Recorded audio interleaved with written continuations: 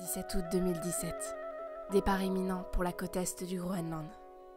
Je ne cesse de me demander d'où vient cette étrange mais passionnante attirance pour les terres sauvages, isolées et méconnues.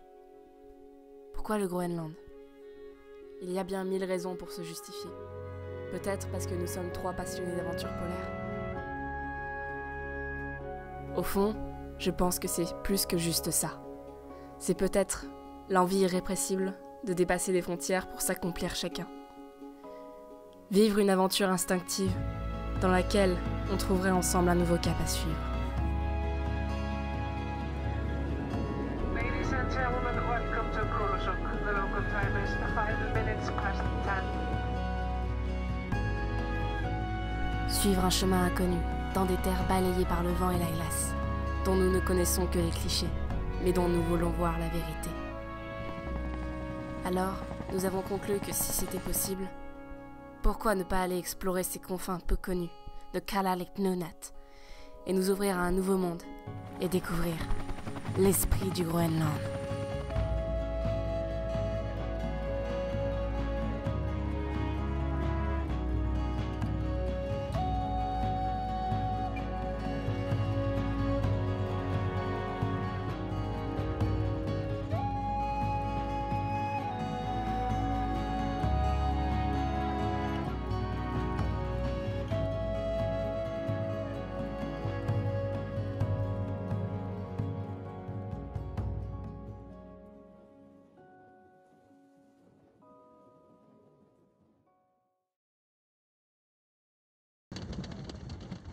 Tout commence ici, le 17 août 2017, dans l'après-midi. Voilà comment à peine en 4 heures de vol, au départ de l'Islande, on se retrouve largué quelque part au Groenland. En théorie, nous savons où nous sommes. En pratique, on est un peu largué. On passe de Reykjavik, une ville très organisée, centrée, artificielle, à Tasiilaq, village plutôt authentique, simple, avec un côté brouillon. Les bâtisses colorées y sont réparties au hasard et surtout là où il y a de la place. Une énergie incroyable émane du village, à la croisée de la culture inuite, native et bien ancrée, mais aussi de l'influence qu'ont les Européens désireux d'uniformiser leur culture. Le tout implanté sur des côtes sauvages, entre montagnes et icebergs. Il est difficile de ne pas prendre le temps pour contempler le paysage, si atypique, à cheval entre la monotonie de l'Europe que nous connaissons et les conforts arctiques des hautes latitudes.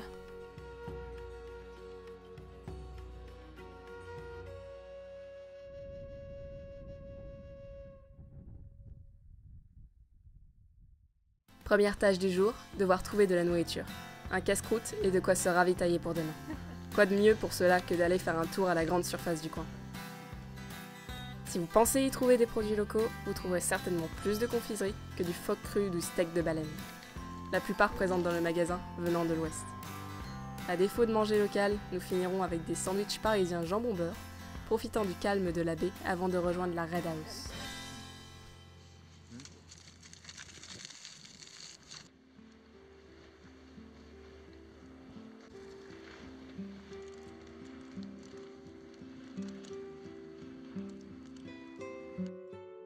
La Red House, c'est l'hôtel du coin. C'est aussi ce qu'on appelle la maison commune. Un endroit où tout le monde se réunit, tout le monde partage des choses. La bâtisse est gérée par Robert Perrone, un aventurier italien. Il gère les expéditions et la logistique de celles-ci. Par exemple pour la nôtre, mais aussi pour des noms beaucoup plus connus, comme Mike Horn. Ici, on mange tôt, car on se lève en général très tôt. Ça sent le poisson, c'est chaud, ouais. C'est chaud ? Ouais. Ça sent le poisson. Ouais. C'est peut-être pour ça qu'il y a tous les condiments. Ouais, c'est... On voit pas, c'est... La tête. Au menu, un gmasalik cru, soupe de la mer, ou encore baleine en ratatouille à l'italienne. Des produits qui annoncent la saveur du trek pour les prochains jours. Nous passons en revue les derniers détails sur notre trajet et les transports. Demain, nous serons livrés à nous-mêmes, en autonomie. Il y aura plein d'icebergs dans le fjord. Sympa, on va pouvoir accoster sur des icebergs. Ouais, avec le kayak, on se met dessus. Ouais. Non, on sera un peu plus au Spitzberg, parce qu'au Spitzberg on est un peu réglementé, que là on est entre nous. C'est ça. Bah, génial. Super. On verra, oui. Il faudra qu'on prenne l'équipement demain matin. Quoi, donc, Ouais, c'est ça, ouais. On verra ça demain matin. Ouais.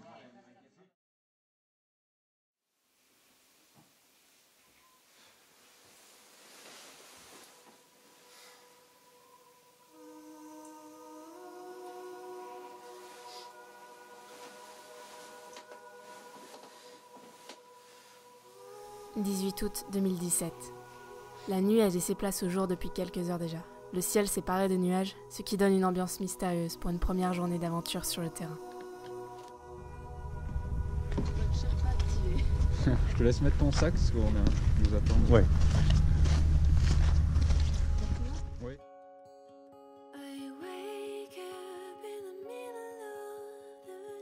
Aujourd'hui, c'est le départ de toutes les équipes pour leur trek ou expédition, dont la nôtre.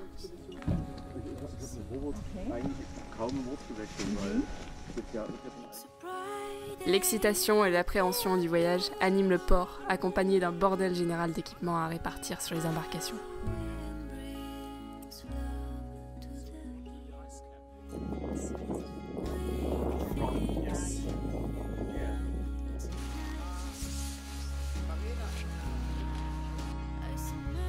Notre cap est fixé, toujours plus loin dans les terres polaires, là où la notion de temps se perd parmi les glaces, là où nous pouvons toucher du doigt ce que l'on nomme de sauvage et le devenir, en se confondant avec ce qui nous entoure.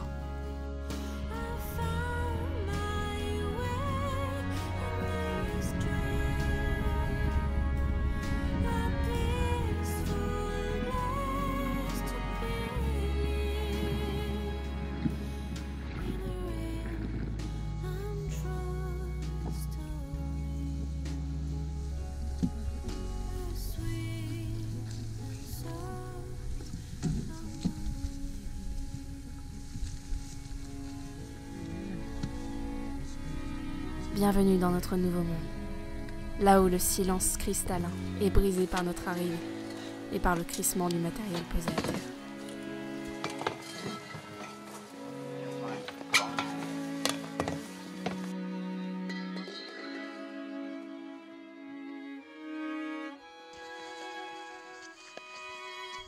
Les équipes se séparent.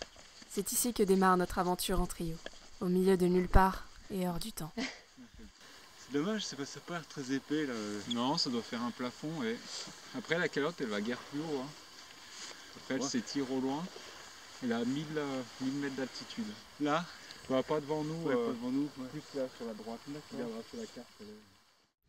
Règle de base, si vous voulez survivre, ou du moins passer un agréable séjour en terre polaire, il faut choisir un bon camp de base, car le camp, c'est la maison d'appoint.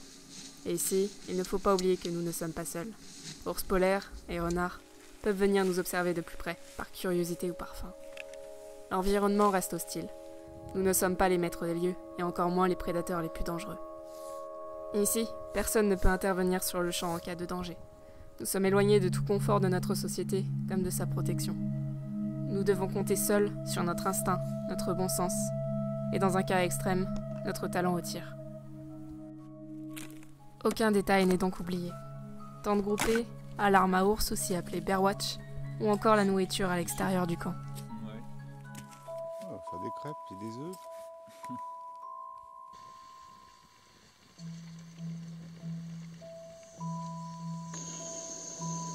Malgré toute cette vigilance, il ne faut pas oublier de profiter de chaque moment, comme d'un bon repas. Good.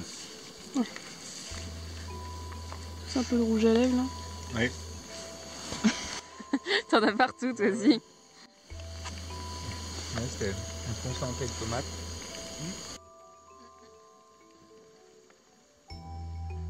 Au loin apparaît l'un de nos objectifs, la calotte glaciaire. Nous devrons y monter d'ici demain. Mais ce n'est pas au programme du jour.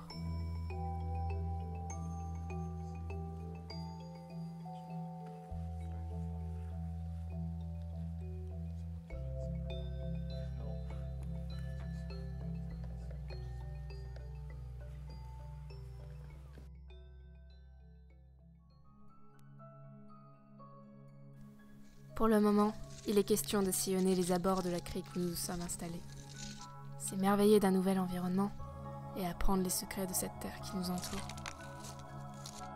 Nous ne sommes que de passage, dans cette immensité où l'horizon blanc ne semble ne jamais avoir de limite.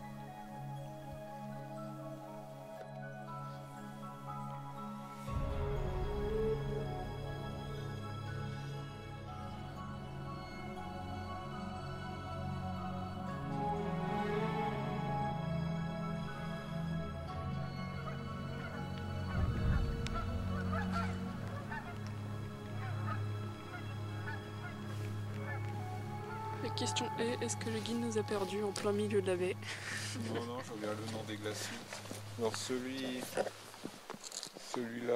c'est le Bruckner Gletscher. Là, c'est le Heim Gletscher. D'accord.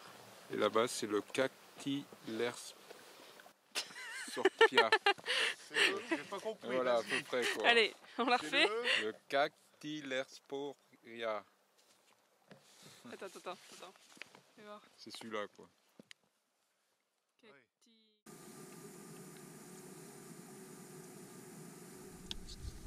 Il est assez difficile de décrire avec les bons mots ce que l'on ressent après une journée à parcourir ces étendues. Chaque terre est si différente, avec sa propre aura.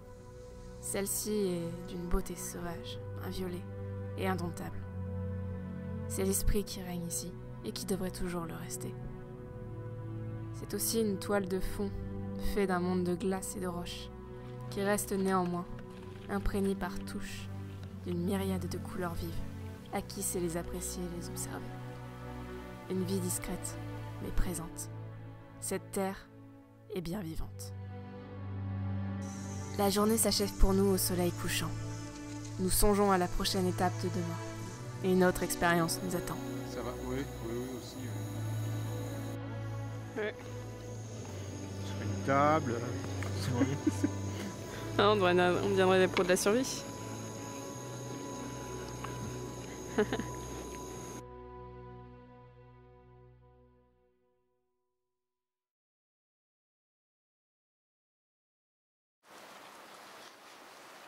19 août 2017. Cela fait déjà bien 1h30 que nous marchons sous le soleil arctique. On arpente un sentier imaginaire au travers de la roche déposée ici et là par les glaciers au fil des années.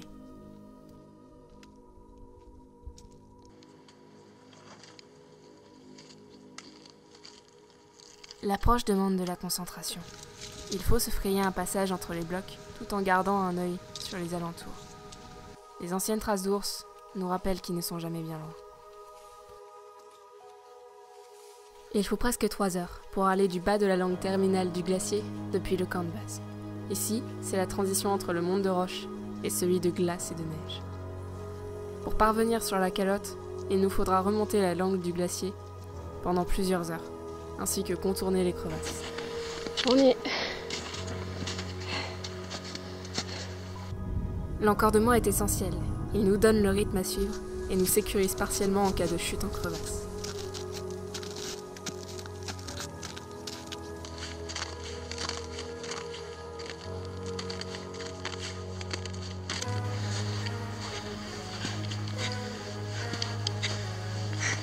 Bienvenue au Groenland. Voilà. Il y a un peu de glace quand même.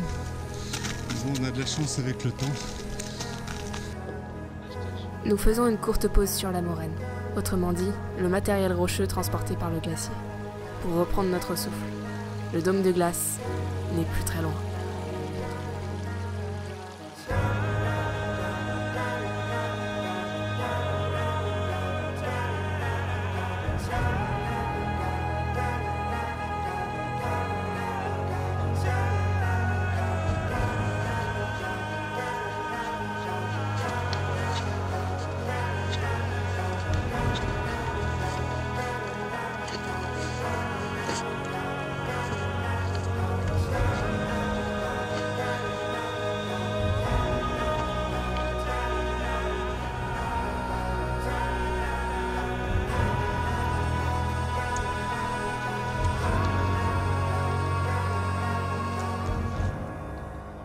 On a dit qu'on allait sur la calotte, alors on va sur la calotte. Il nous reste 100 mètres. 100 mètres à faire. Et là, on est les rois. Ok, 100 mètres là. Ouais, c'est vraiment pas loin. Non, Ça y est, pas 100 mètres, là. ça va aller. Et puis après, belle vue là. Putain, c'est incroyable.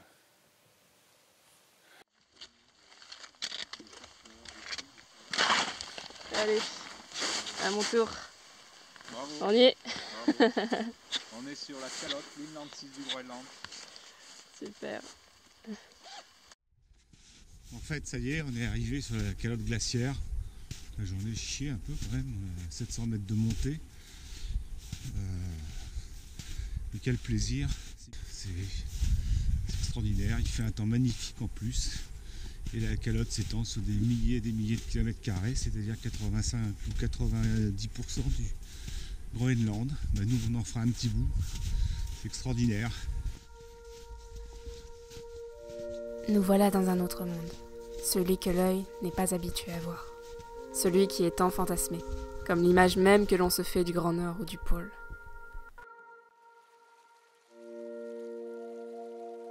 L'Inland 10 du Groenland a une superficie d'1,7 million de kilomètres carrés, soit 80% du pays et 8% de l'eau douce de la Terre.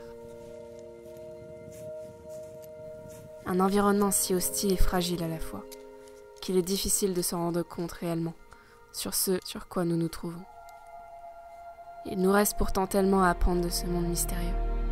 Mais le réchauffement climatique resserre chaque jour son étau fatal sur ses glaces, ainsi que sur ses habitants. Je pense qu'il faut le voir de ses propres yeux, pour comprendre que nos actions et celui du climat ne sont pas sans conséquences sur ces glaces, pourtant précieuses à la vie.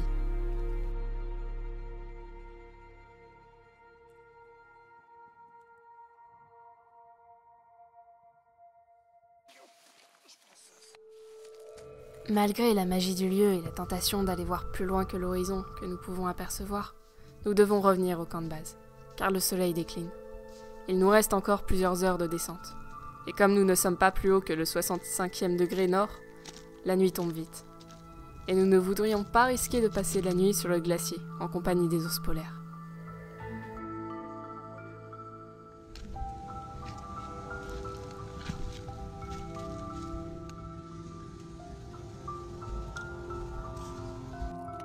La descente est épuisante. Nous avons marché au total presque 10 heures entre les blocs, la neige et la glace. Redescendre de la calotte, c'est comme se réveiller après un rêve. Tout semblait irréel, mais nous y étions bien là, et nous avons laissé des traces éphémères. Il ne nous reste plus qu'à nous reposer à présent.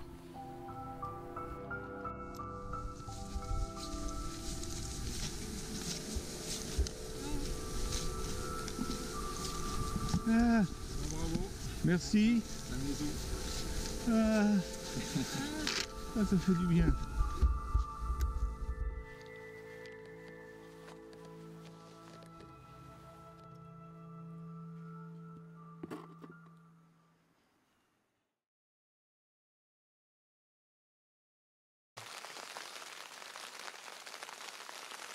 « 20 août. La pluie s'est abattue toute la nuit sur le fjord. Seules des formes oranges au loin nous tirent hors de nos tentes.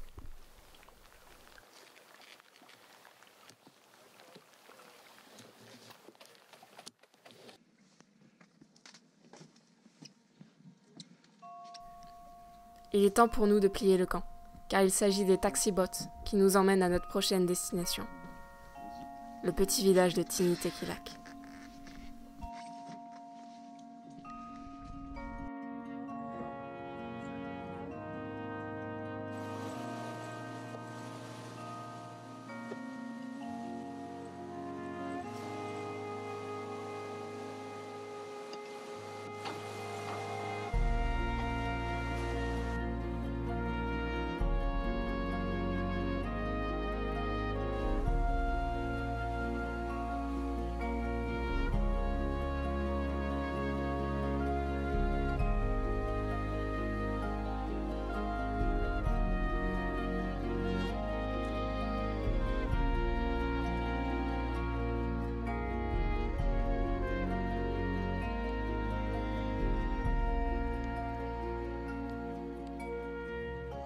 Un jour de plus, c'est le Groenland.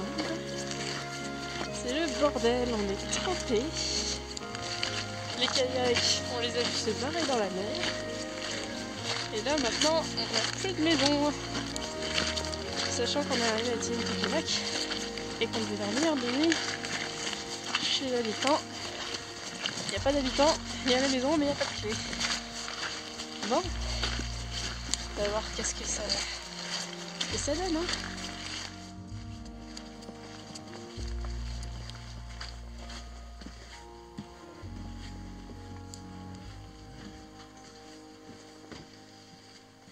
Il y a un peu de chauffage dedans ou pas? Oui, il y a un radiateur.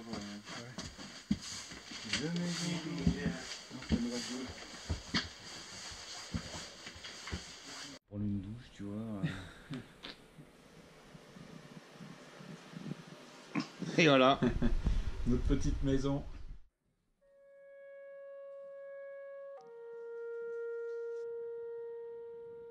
Une nouvelle vie commence pour nous dans la Maison Jaune, notre nouveau refuge à Tenitakilak.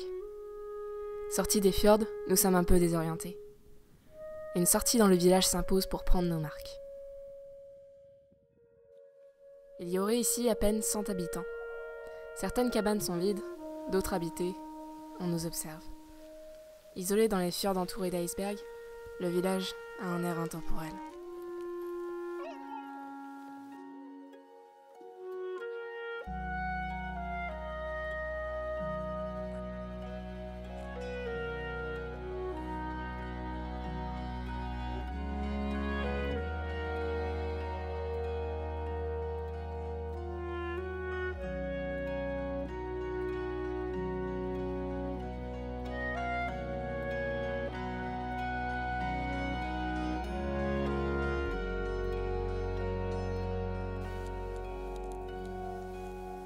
Plus tard dans la journée, un homme groenlandais nous invite à manger chez lui avec sa famille.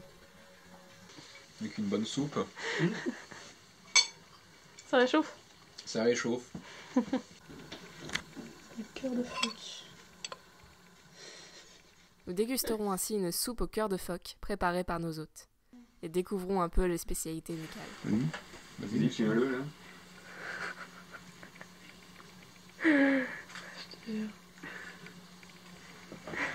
Oh putain, C'est sympa, hein. tiens, je te laisse le remettre dans le truc. Quoi.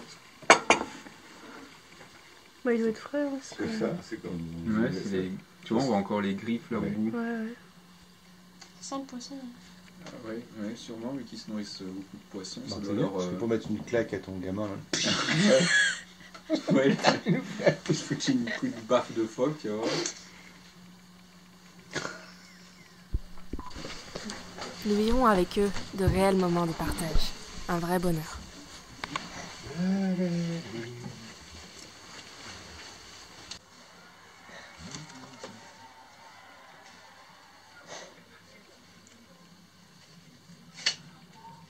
It's a music for the Marriott. En wedding. Ouais, c'était son mariage. Ah, Oui, elle l'a expliqué tout à l'heure. This is, your wedding? No? it's my daughter. Ah, Ok. yeah. Ah, c'était peut-être le mariage de sa fille.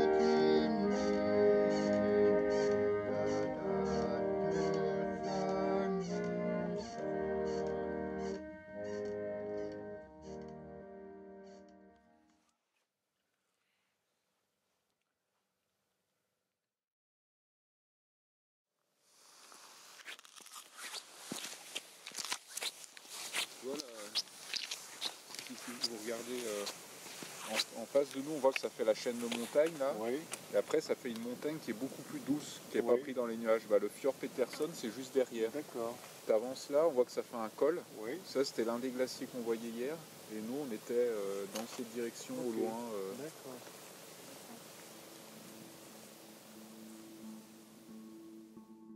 Je te laisse prendre les pagaies. Yeah.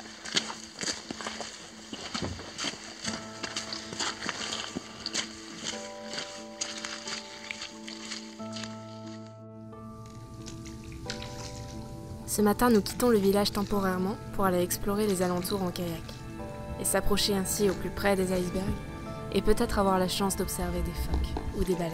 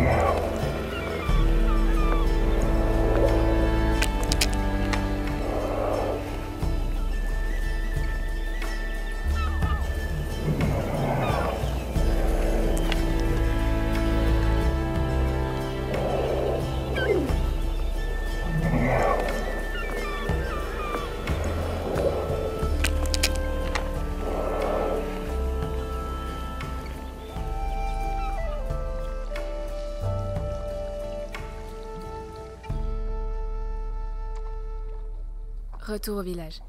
Nous en avons pris plein les yeux aujourd'hui. Nous commençons tout doucement à nous habituer à cette vie. Au détour d'un bâtiment, nous observons des carcasses de phoques entreposées là. Ici, il n'y a rien de choquant. Pas d'import de viande européenne, ou du moins, ce serait extrêmement cher pour les habitants. Alors on garde un peu de cet esprit de chasse vitale et ancestrale. Car ici, il n'y a rien d'autre à manger, à part ce que la nature nous offre.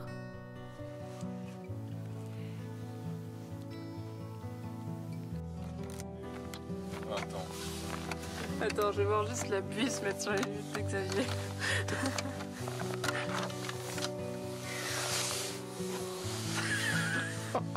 Il y a de l'humidité, hein. Avant, elle était sur nous. J'avais ça. Oui, c'est ce que...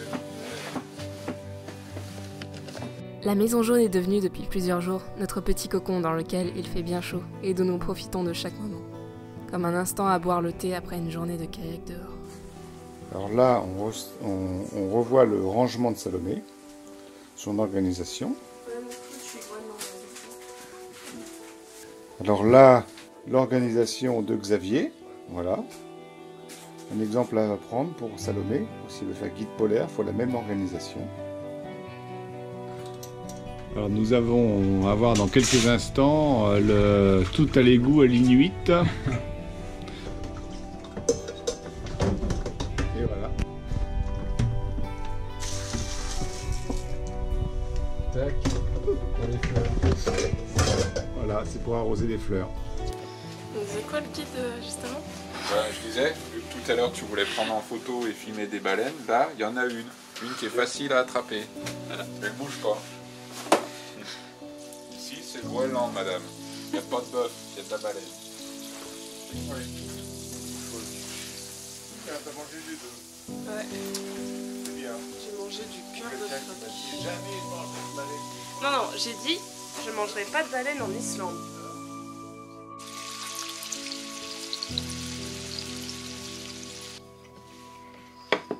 Le goût de poisson en fait. Ouais, c'est le goût de poisson. Mais c'est bon. Voilà, merci. Salomé. Ouais.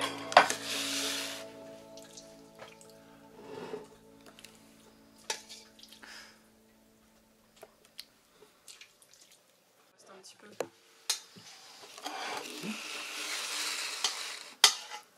On dirait un peu du thon. Bon appétit. Ouais, bon app. Hein. Bon app. Baleine. Excellent. Steak de baleine.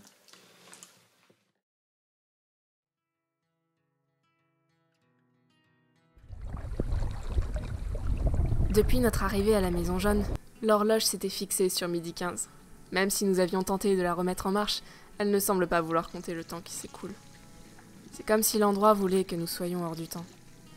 Nous n'avons plus vraiment cette notion. Les jours se confondent ici. Alors nous vivons au rythme du soleil, des glaces et des Groenlandais. C'est clair.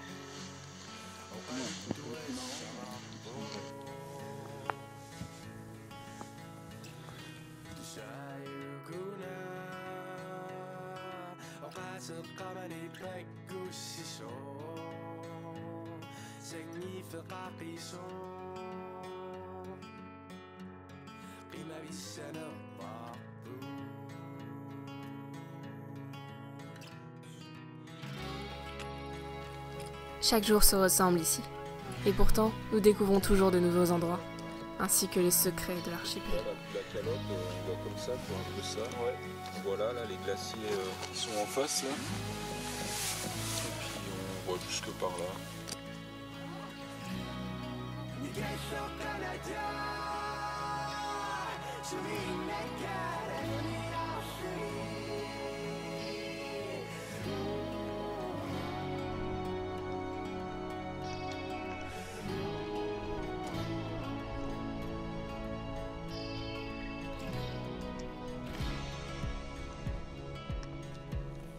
Et tu vois, de ce côté-là, il y a moins de calottes. C'est beaucoup des glaciers alpins, quoi. Ouais, je viens de Donc, tu vois, les Alpes suisses.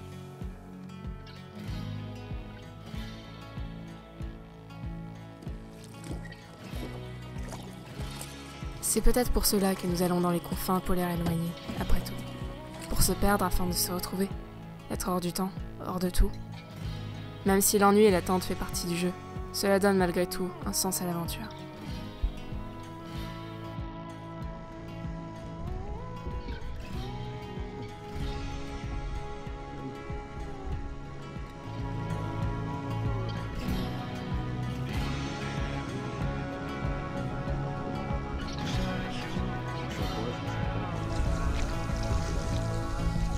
Voilà, donc je fais ramer.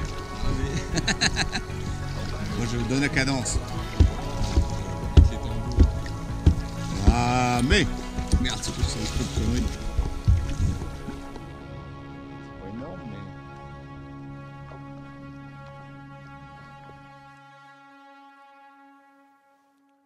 mais. À la Maison Jaune.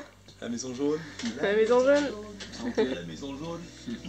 Santé. À notre dernière soirée ici À la Maison Jaune. Tini, à Kilac. C'était vraiment une belle expérience ici. Mm. Ouais, sympa, oui.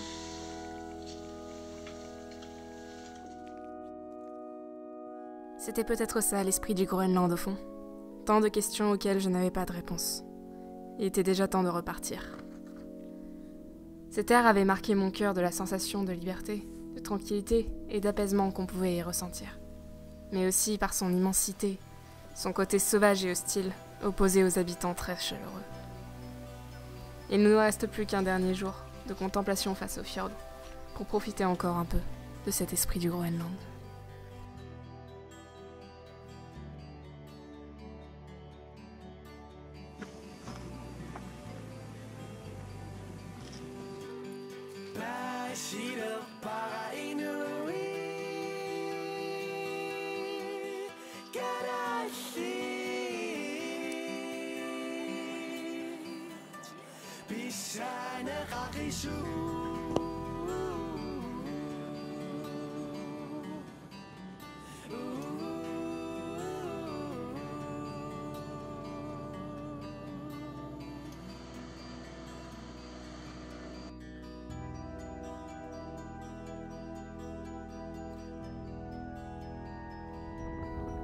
Voilà, nous avions quitté Tinitekilak pour rejoindre Tassilak.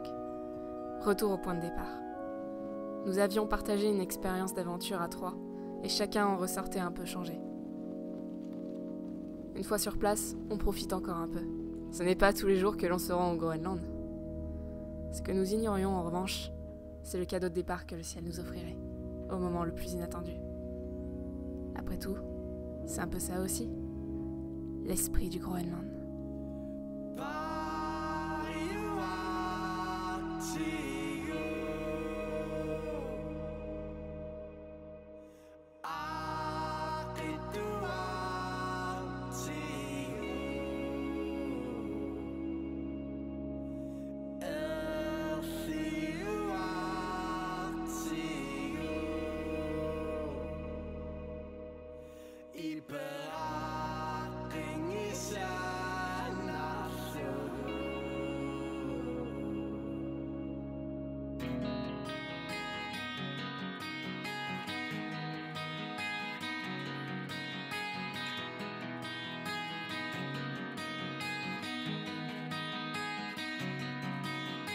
Päiväni pideriton, unesi silmi kuda.